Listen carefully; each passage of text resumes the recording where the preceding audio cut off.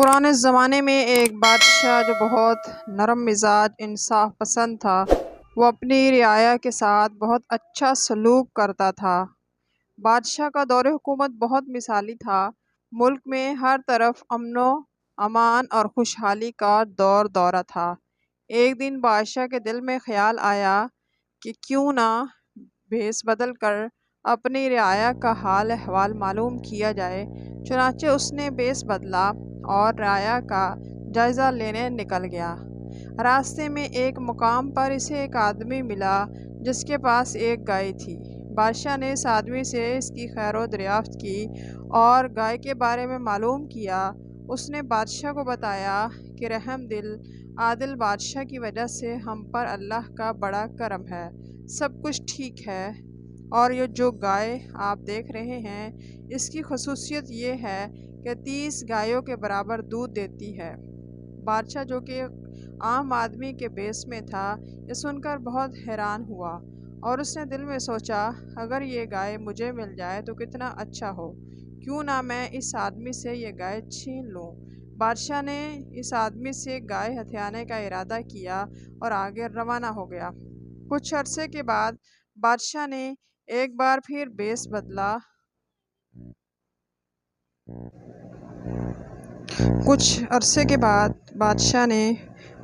بدلا اور گھومتا ہوا اس جگہ پہنچا جہاں اس کی ملاقات پچھلی مرتبہ گائے کے ایک مالک سے ہوئی تھی۔ اس نے دیکھا کہ گائے کا مالک کچھ پریشان ہے۔ بادشاہ نے گائے کے مالک سے اس کا حال احوال دریافت کیا اور گائے کے متعلق سوال کیا۔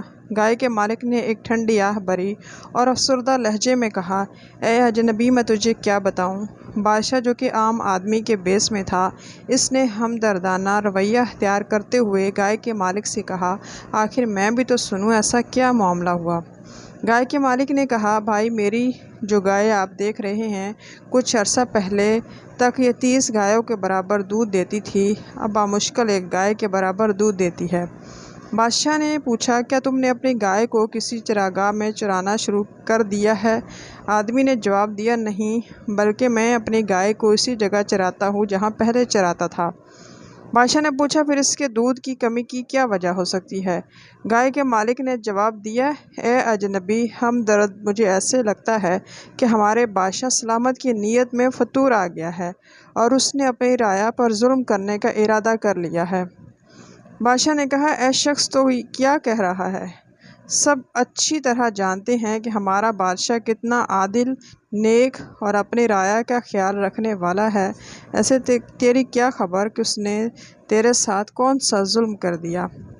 گائے کے مالک نے کہا، میں یقین کے ساتھ کہہ سکتا ہوں کہ میری گائے کے دودھ کی کمی کی اصل وجہ بادشاہ کی نیت میں فطور ہے اور اس کا ظلم کرنے کا ارادہ ہے۔ بادشاہ نے اس آدمی سے پوچھا، اے اجنبی، بزرگ کہتے ہیں کہ جب حکمران اپنی رعایا پر ظلم و ستم کا ارادہ کرتے ہیں تو ہر چیز سے خیر و برکت اٹھا لی جاتی ہے۔ اس لیے میں پورے یقین کے ساتھ کہہ سکتا ہوں کہ میری گائے کے دودھ کی کمی کی اصل وجہ بادشاہ کے رویے کی تبدیلی ہے۔ بادشاہ نے گائے کے مالک کی دلیل سن کر محسوس کیا کہ واقعی گائے کا مالک سچ کہہ رہا ہے۔